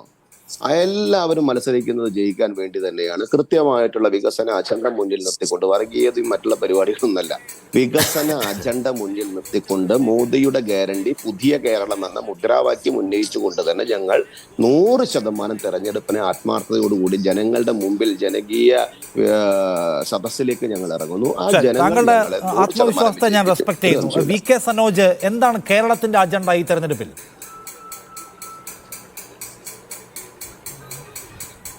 അല്ല, ഇവിടെ 2014-ലും 2019-ലും നരേന്ദ്രമോദിയും അദ്ദേഹത്തിൻ്റെ പ്രധാനപ്പെട്ട നേതൃനിരയെല്ലാം വന്നിട്ട് കേരളത്തിൽ നിന്ന് ഇതിനേക്കാൾ ഗംഭീരമായ പ്രസംഗം നടത്തിയതാണ്. ഒന്നും ഉണ്ടായിട്ടില്ല. മാത്രമല്ല, കഴിഞ്ഞ നിയമസഭാ തെരഞ്ഞെടുപ്പിൽ ഞങ്ങൾ കേരളത്തിൻ്റെ അധികാരം പിടിക്കുമെന്ന് പറഞ്ഞ പ്രസംഗമൊക്കെ നമ്മൾ മറന്നുപോയിട്ടില്ല. പക്ഷേ ഉള്ള അക്കൗണ്ട് പൂട്ടിപ്പോയി. അതുകൊണ്ട് കേരളം ഒരു പ്രത്യേക സ്ഥലമാണ് എന്ന കാര്യം ഇവരിനിയും തിരിച്ചറിഞ്ഞിട്ടില്ല എന്നാണ് എനിക്ക് തോന്നുന്നത്. കാരണം പ്രധാനമന്ത്രിക്കും തിരിഞ്ഞിട്ടില്ല. അപ്പോൾ കേരളത്തെ തന്നെ, കേരളം അങ്ങനെ പ്രതിരോധം ഉണ്ടാക്കുന്നുണ്ടാണല്ലോ. കേരളത്തിലെ ജനങ്ങളെ ആകെ ശത്രുവായി പ്രഖ്യാപിച്ചുകൊണ്ട് അങ്ങേയറ്റം വിദ്വേഷം നിറഞ്ഞ ചില ക്യാമ്പയിനുകളൊക്കെ ഇവർ സംഘടിപ്പിക്കുന്നത്. അപ്പോൾ അതൊന്നും നടക്കാൻ വേണ്ടി പോകുന്നില്ല. ഏതാണ്ട് ഇവർക്കിടയിൽ അത്യാവശ്യം ബുദ്ധിയുള്ള ആളുകൾക്കും ആ കാര്യങ്ങളൊക്കെ അറിയാം. അപ്പോൾ കേരളം സെറ്റ് ചെയ്ത അജണ്ട എന്ന് പറഞ്ഞാൽ കേരളത്തിൻ്റെ മതനിരപേക്ഷ സ്വഭാവം ഏറ്റവും കൂടുതൽ പ്രകടമാവുന്ന ഒരു തെരഞ്ഞെടുപ്പായിരിക്കും ഇത്. കാരണം പൗരത്വ ഭേദഗതി നിയമത്തിന് ചട്ടങ്ങൾ കൊണ്ടുവന്ന ഒരു പ്രത്യേക സാഹചര്യത്തിലാണ് ഈ തെരഞ്ഞെടുപ്പ് നടക്കുന്നത്. ഇവിടെ കഴിഞ്ഞ തെരഞ്ഞെടുപ്പിൽ 2019 രാഹുൽ ഗാന്ധി ഇന്ത്യയുടെ പ്രധാനമന്ത്രിയാവും, അതുകൊണ്ട് ഇടതുപക്ഷത്തിൻ്റെ ആളുകൾ അങ്ങ് പോയിട്ട് പ്രത്യേകിച്ച് കാര്യമൊന്നുമില്ല, കോൺഗ്രസ് ആണ് ബദൽ എന്ന വിശ്വാസം ജനങ്ങൾക്കിടയിൽ ഉണ്ടാക്കാൻ കോൺഗ്രസിന് കഴിഞ്ഞിരുന്നു. ഇന്ന് ആ വിശ്വാസം ഇല്ല. എന്തുകൊണ്ടില്ല എന്ന് ചോദിച്ചാൽ, ഇതാ കഴിഞ്ഞ ദിവസമാണ് ഹിമാചലിലെ കോൺഗ്രസിൻ്റെ MLA-മാർ അടപടലം കോൺഗ്രസിൻ്റെ ദേശീയ നേതൃത്വത്തിനെ പറ്റിച്ചളഞ്ഞത്. മനു അഭിഷേക് സിംഗ്വിയെ രാജ്യസഭയിലേക്ക് അയക്കാൻ തീരുമാനിച്ചപ്പോൾ വോട്ട് എണ്ണിയപ്പോൾ അഭിഷേക് സിംഗ്വി തോറ്റുപോയി. ആര് തോപ്പിച്ചു? കോൺഗ്രസ് തോപ്പിച്ചു. ജനങ്ങൾ കോൺഗ്രസിനെ ജയിപ്പിക്കുന്നു, പക്ഷേ കോൺഗ്രസിൻ്റെ MLA-മാർ കോൺഗ്രസിൻ്റെ ദേശീയ നേതൃത്വത്തെ തോൽപ്പിച്ചു. ഇത് ജനങ്ങൾ കാണുകയല്ലേ. കേരളത്തിൽ നിന്നും വലിയ ഒഴുക്കാണ്. കേരളത്തിൽ ഇപ്പോൾ കോൺഗ്രസിൻ്റെ പല നേതാക്കന്മാരും ഇപ്പോൾ കോൺഗ്രസിൽ തുടരുന്നത് BJP ഇട്ട വില ഒക്കാത്തോണ്ടാണ്. ഇവരുടെ പ്രധാനപ്പെട്ട നേതാവ് തന്നെ 25 കോടി പറഞ്ഞു എന്നാണ് പറയുന്നത്. അപ്പോൾ BJP 4 കോടിയേ പറഞ്ഞുള്ളൂ പോലും. അപ്പോൾ വില എപ്പോഴാണോ ഒക്കുന്നത് അപ്പം അങ്ങോട്ട് പോവും. ഇപ്പോൾ പ്രിയങ്ക പോയി, പത്തനംതിട്ട മത്സരിക്കുന്ന ആന്റണിയുടെ മകൻ അങ്ങോട്ട് പോയി. വലിയ കൊഴിഞ്ഞുപോക്ക് ഉണ്ടായിക്കൊണ്ടിരിക്കുകയാണ്. ദേശീയ തലത്തിൽ കോൺഗ്രസിൽ നിന്ന് കൊഴിഞ്ഞുപോക്ക് തടയാൻ നിയോഗിക്കപ്പെട്ട കമ്മിറ്റിയുടെ ചെയർമാൻ കഴിഞ്ഞ ദിവസം അങ്ങോട്ട് പോയി. അപ്പോൾ ഇതൊക്കെ നമ്മൾ കാണുകയാണ്. ഇതൊക്കെ കേരളത്തിലെ ജനങ്ങൾ കാണുമ്പോൾ സ്വാഭാവികമായിട്ടും വലിയ പ്രതിഷേധവും വലിയ പ്രതിരോധവും ഉണ്ടാവും. അത് ഇത്തവണ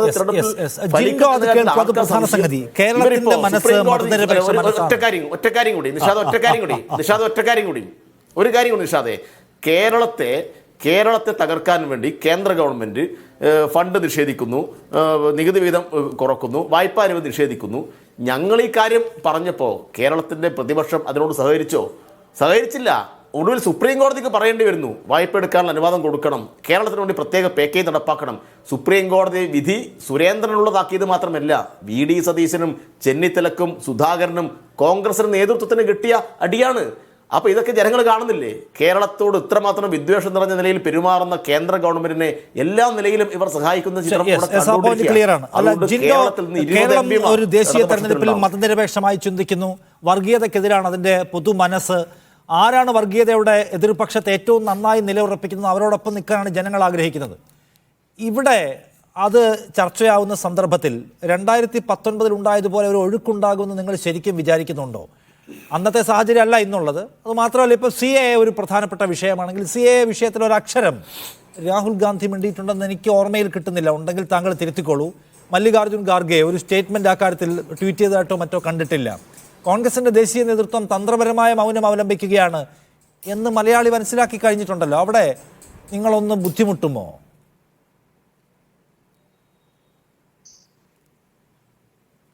അതെ, ഞങ്ങൾക്ക് ഒരു ബുദ്ധിമുട്ടുണ്ടാവില്ല. CAA നിയമവുമായി ബന്ധപ്പെട്ട് അത് എൻ്റെ പാർലമെന്റിനകത്ത് നടന്ന ഡിസ്കഷനകത്ത് കഴിഞ്ഞ ദിവസം കേരളത്തിന്റെ മുഖ്യമന്ത്രി തന്നെ കേരളത്തിന്റെ പൊതു മനസാക്ഷിക്ക് മുമ്പിൽ വന്ന് കള്ളം പറഞ്ഞ് ഇളിപ്പിനായി പോയത് നമുക്ക് കണ്ടതാണ്. ET മുഹമ്മദ് ബഷീറും ശശി തരൂർ എന്ന് പറഞ്ഞ തിരുവനന്തപുരം MP ആണ് കോൺഗ്രസിന് വേണ്ടിയിട്ട് ഡിസ്കഷൻ സ്റ്റാർട്ട് ചെയ്തത്. രാഹുൽ ഗാന്ധി തന്നെ പാർലമെന്റിനകത്ത് CAA പാസ്സാക്കുന്നതിനെതിരെ സംസാരിച്ചതിൻ്റെ വിഷ്വൽ എവിഡൻസ് ഉണ്ട്. താങ്കൾക്ക് വേണമെങ്കിൽ ഞാനത് ഇത് ചർച്ച ചെയ്യുമ്പോൾ വാട്സപ്പ് ചെയ്ത് തരാം. രാഹുൽ ഗാന്ധി തന്നെ. അപ്പോൾ കേരളത്തിന് അകത്ത് മാത്രമല്ല, ഇന്ത്യയിലെമ്പാടും രാഹുൽ ഗാന്ധി സംഘപരിവാറിനെതിരായിട്ടുള്ള പോരാട്ടങ്ങൾ നയിക്കുന്നു എന്നുള്ള കാര്യത്തിൽ ആർക്കും തർക്കമൊന്നുമില്ല.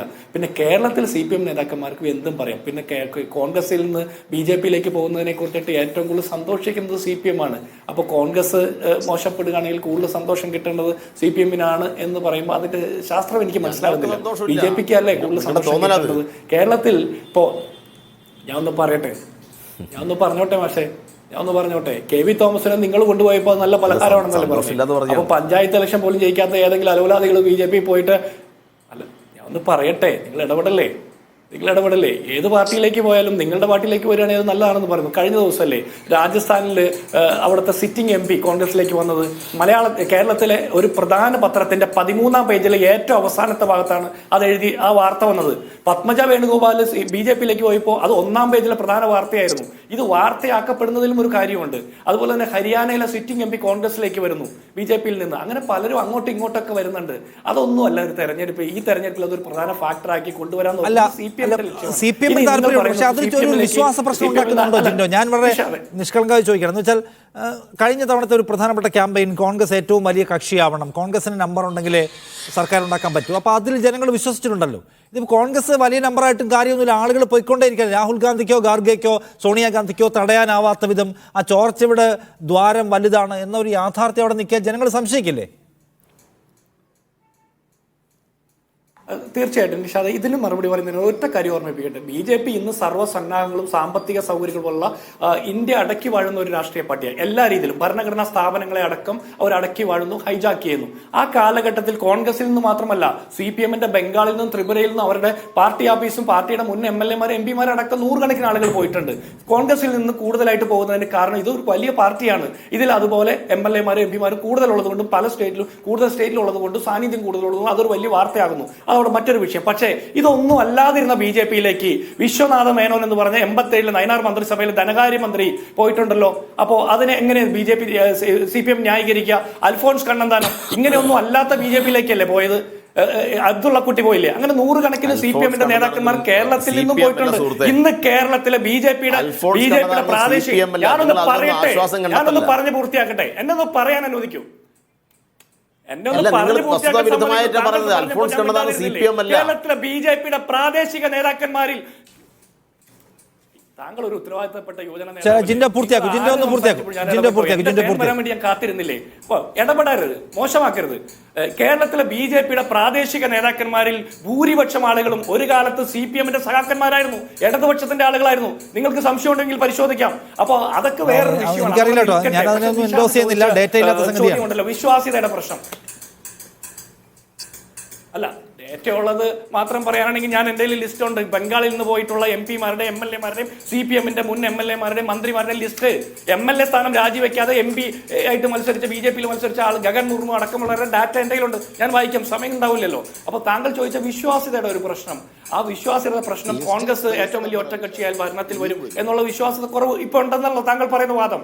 അങ്ങനെയാണെങ്കിൽ ഞാൻ വാദത്തിന് വേണ്ടി ഒരു ചോദ്യം ചോദിക്കട്ടെ. കേരളത്തിൽ മത്സരിക്കുന്ന ഇടതുപക്ഷ ജനാധിപത്യ മുന്നണിയുടെ ആളുകൾ വിജയിച്ചാൽ ഇവർ ഡൽഹി പോയാൽ കോൺഗ്രസ് പരാജയപ്പെട്ടു, കോൺഗ്രസ് ഒറ്റക്കക്ഷിയാകുന്നില്ല, ഏറ്റവും വലിയ കക്ഷിയാകുന്നില്ല, ഇവർ ആരുടെ കൂടെ നിൽക്കും? അപ്പൊ ഇവരെ ജയിപ്പിച്ചാൽ ഇവർ പുതിയൊരു മന്ത്രിസഭ അവിടെ ഉണ്ടാക്കുമോ? BJP വിരുദ്ധമായിട്ടുള്ളോ BJP-ക്ക് എതിർ ചേരിയിലുള്ളത് ഉണ്ടാക്കാൻ ഇവർക്ക് ആകെ 16 സീറ്റിൽ മത്സരിക്കുന്ന ഇവരെ കൊണ്ട് എന്ത് സാധിക്കും? അപ്പോ ഈ കേരളത്തിലെ ഇലക്ഷൻ പറഞ്ഞോട്ടെ. അല്ല, പറ്റില്ല, ഇപ്പോഴും പറ്റില്ലായിരുന്നല്ലോ. പക്ഷേ രാമക്ഷേത്ര വിഷയത്തിൽ അവർ സംസാരിക്കുന്നുണ്ട്, അവർ ഇലക്ട്രൽ ബോണ്ട് കേസിൽ കേസ് കൊടുക്കുന്നുണ്ട്. രാമക്ഷേത്രം നിങ്ങൾ ഉണ്ടാക്കിയത് ഈ രാജ്യത്തിന്റെ രാമനല്ല എന്ന് പറയുന്നത് അവരല്ലേ? നിങ്ങൾ പറയുന്നില്ലല്ലോ, നിങ്ങൾ അതിനകത്ത് കൂടി കൊടുക്കുകയല്ലേ ചെയ്യുന്നത്. അപ്പോൾ BJP-യുടെ ഒരു ഡിവിസീവ് അജണ്ടയോട് ഉപാധികളില്ലാതെ സംസാരിക്കാൻ ആർക്ക് കഴിയും എന്നതുകൂടി കേരളത്തിന്റെ ഒരു ചോദ്യമാണ്. അല്ല, ഈ ഇലക്ട്രൽ ബോണ്ട് വിഷയത്തിൽ CPM കക്ഷി ചേർന്നുള്ള കാര്യത്തിൽ തർക്കമൊന്നുമില്ല. പക്ഷെ ജയ താക്കൂർ എന്ന് പറഞ്ഞ കോൺഗ്രസിന്റെ മഹിളാ കോൺഗ്രസിന്റെ നേതാവും അതിൽ കക്ഷി ചേർന്നിരുന്നു.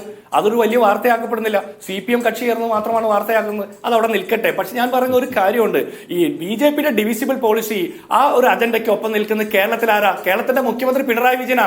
ഈരാറ്റുപേട്ടയിൽ എല്ലാവരും മറന്ന വിഷയം കേരളത്തിന്റെ മനസാക്ഷിക്ക് മുമ്പിൽ വീണ്ടും ഉണർത്തി ഒരു ഭിന്നിപ്പുണ്ടാക്കാൻ നോക്കിയതാരാ? കേരളത്തിന്റെ മുഖ്യമന്ത്രിയാ. കേരളത്തിലെ പോലീസ് ഈ CAA സമരം, ഇപ്പോൾ നടന്ന CAA സമരത്തിൽ പോലും കോഴിക്കോട് ഫ്രട്ടേണിറ്റിയുടെ പാവപ്പെട്ട പെൺകുട്ടികളെ സംസാരിച്ചുകൊണ്ട് നിൽക്കുമ്പോൾ പുറകിൽ നിന്ന് വന്ന് തല്ലി അറസ്റ്റ് ചെയ്തില്ലേ? ഡൽഹി പോലീസ് പോലും ചെയ്യാത്ത നടപടി സ്വീകരിച്ചില്ലേ? കേരളത്തിലെ ആഭ്യന്തര വകുപ്പ് എന്ത് നടപടി സ്വീകരിച്ചു? ആഭ്യന്തരമന്ത്രി എന്ത് നടപടി സ്വീകരിച്ചു? കേരളത്തിലെമ്പാടും മുസ്ലിം ന്യൂനപക്ഷങ്ങൾക്കെതിരെ കൃത്യമായിട്ടുള്ള അജണ്ട നടപ്പാക്കുന്ന പോലീസ്, RSS വൽക്കരിച്ച പോലീസിന്റെ തലപ്പത്തിരിക്കുന്നവരാ? പിണറായി വിജയന. ഇനി ക്രൈസ്തവ ന്യൂനപക്ഷങ്ങളോട് എന്ത് നിലപാടെടുത്തു? നികൃഷ്ടജീവി എന്ന് പണ്ട് വിളിച്ചത് തിരുത്തി പറഞ്ഞിട്ടില്ല ഇതുവരെ. പക്ഷേ ഇന്ന് നമ്മളൊരു വാർത്ത കണ്ടു. ഈ തിരുവനന്തപുരത്തെ ലത്തീൻ കത്തോലിക്ക സമരവുമായി ബന്ധപ്പെട്ട് മറ്റേ വിഴിഞ്ഞം തുറമുഖവുമായി ബന്ധപ്പെട്ട സമരത്തിൽ എടുത്ത കേസുകൾ കുറെ പിൻവലിച്ചു. എന്തിനു വേണ്ടിയിട്ടാ? ഇലക്ഷന് വേണ്ടിയിട്ട്. അതിനു മുമ്പ് അവിടുത്തെ സഭാ നേതൃത്വത്തെ CPM-ന്റെ നേതാക്കന്മാർ, മന്ത്രിസഭയിൽ ഇരിക്കുന്ന ആളുകൾ എങ്ങനെയാണ് കൈകാര്യം ചെയ്തത്, എങ്ങനെയാണ് സംസാരിച്ചത്? അപ്പോൾ ഡിവിസിബിൾ അജണ്ട, BJP-യുടെ ഡിവിസിബിൾ അജണ്ട കേരളത്തിൽ ഏറ്റവും നന്നായിട്ട് നടപ്പാക്കുന്ന ആളുടെ പേര് പിണറായി വിജയൻ എന്ന. അദ്ദേഹം BJP-ലേക്ക് പോയിട്ടില്ലെന്നുള്ളൂ.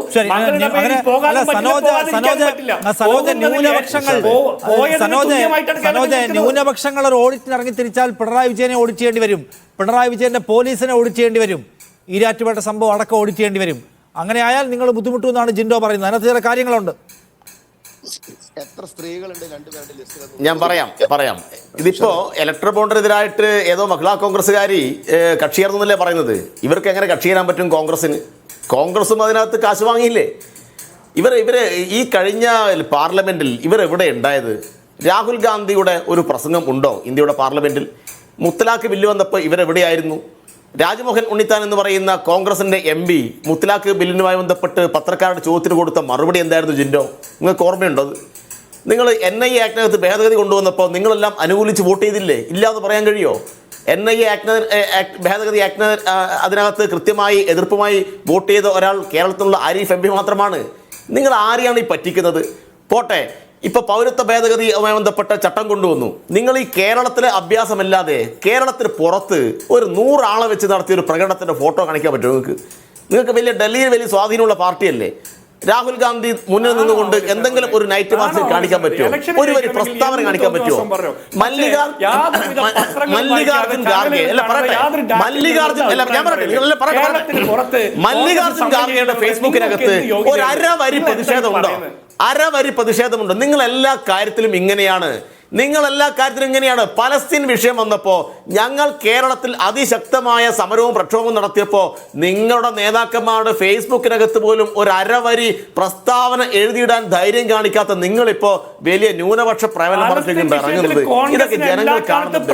നിങ്ങൾ ഒടുവിൽ കേരളത്തിൽ പലസ്തീൻ വിഷയത്തിൽ നടത്തേണ്ടി വന്നു നിരവധി ചർച്ചയും സംവാദവും നടത്തേണ്ടി വന്നു അല്ലേ?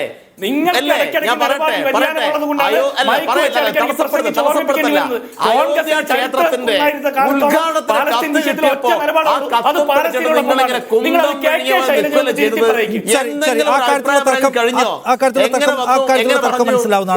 അതായത് വിവിധ ദേശീയ പ്രശ്നങ്ങൾക്കകത്ത് കോൺഗ്രസിന് നിലപാടില്ലെന്ന വിമർശനം ഉന്നയിക്കുകയാണ് VK സനോജ്. അതേസമയം ഫലസ്തീൻ വിഷയത്തിൽ ദീർഘകാലമായ പൊസിഷൻ ഞങ്ങൾക്കുണ്ടെന്നാണ് ജിൻഡോയുടെ മറുപടി.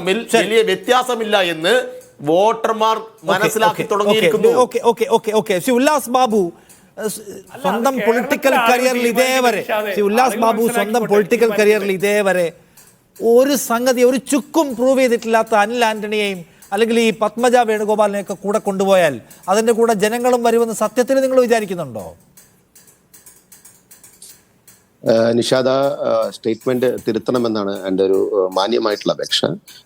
ഏതൊരു സ്ഥാനാർത്ഥിയാണെങ്കിലും അത് സ്വന്തം നമുക്ക് താല്പര്യക്കുറവുള്ള രാഷ്ട്രീയ സംഘടനയിൽ നിൽക്കുമ്പോൾ അത് പൊളിറ്റിക്കൽ കരിയറിൽ ചുക്ക് ചെയ്തിട്ടുണ്ടോ ചുണ്ണാമ്പ് ചെയ്തിട്ടുണ്ടോ എന്നൊക്കെ ചോദ്യം അത് ഒരു മാധ്യമ പ്രവർത്തകൻ എന്ന രീതിയിൽ നിങ്ങൾ നോക്കൂ. ഞാൻ അവരുടെ പൊളിറ്റിക്കൽ കരിയറിൽ ഒരു ചുക്കും പ്രൂവ് ചെയ്തിട്ടില്ല. ഒരു തെരഞ്ഞെടുപ്പ് പോലും വിജയിച്ച് ഈ പറയുന്ന പത്മജ വേണുഗോപാലിനില്ല. KPCCയുടെ മീഡിയ സെന്റർ നടത്തിയിരിക്കുമ്പോൾ അതിന് 5 പൈസയുടെ നയാ പൈസയുടെ ഗുണം ഉണ്ടാക്കി കൊടുക്കാൻ അനിൽ ആന്റണിക്ക് പറ്റിയിട്ടില്ല.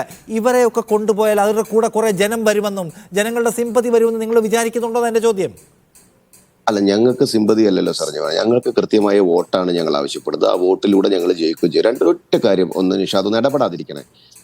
കോൺഗ്രസിന്റെ തെരഞ്ഞെടുപ്പിന്റെ സ്ഥാനാർത്ഥികളുടെ പട്ടികയും ഇടതുപക്ഷത്തിന്റെ തെരഞ്ഞെടുപ്പിന്റെ സ്ഥാനാർത്ഥികളുടെ പട്ടികയും ഞങ്ങളുടെ സ്ഥാനാർത്ഥി പട്ടികയിൽ കൃത്യമായിട്ട് നിഷാദ് നോക്കുമ്പോൾ എത്ര സ്ത്രീ പ്രാതിനിധ്യം ഈ ഇടതുപക്ഷവും വലതുപക്ഷവും വലിയ ശാക്തീകരണം പ്രസംഗിക്കുന്നവരല്ലേ കൊടുത്തിട്ടുണ്ട് എന്ന് ഒന്ന് ചോദിക്കാൻ നിങ്ങൾ തയ്യാറാകണം. ഞങ്ങൾ ഇപ്പൊ പ്രഖ്യാപിച്ചതിൽ തന്നെ 4 സ്ത്രീകൾ ഞങ്ങളുടെ മത്സര രംഗത്തുണ്ട്. ഇനിയും വരുമെന്ന് ഞങ്ങൾക്ക് പ്രതീക്ഷിക്കുന്നു എന്ന്. അപ്പൊ നിങ്ങൾ ഒരു കാര്യം നിങ്ങൾ രണ്ടുപേരും എന്റെ സിനോജെ താങ്കൾ സംസാരിച്ച സമയത്ത് ഞാൻ സംസാരിച്ചോ? അങ്ങോട്ടും ഇങ്ങോട്ടും ഒക്കെ നിങ്ങൾ സംസാരിച്ചു. അത് പോട്ടേക്കു.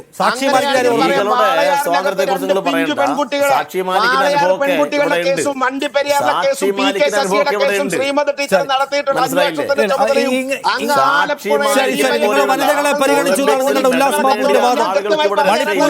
മണിപ്പൂരിലെ സ്ത്രീകളെയും സാക്ഷി മാലിക്കിനെയും മറന്നുകൊണ്ടാണ് നമുക്കത് പറയാൻ കഴിയുമെന്ന് തിരിച്ചുവയ്ക്കാൻ ആ വിഷയത്തിൽ നിങ്ങൾക്ക് തർക്കങ്ങളുണ്ട്. എന്തായാലും തെരഞ്ഞെടുപ്പിന്റെ ഗോത ഉണർന്നു കഴിഞ്ഞിരിക്കുകയാണ്. ഏതൊക്കെ വിഷയങ്ങളിൽ മേലാണ് രാജ്യവിനി രാഷ്ട്രീയമായി വോട്ട് ചിന്തയിലേക്ക് പോവുക എന്ന് നമുക്ക് കാത്തിരുന്ന് കാണണം.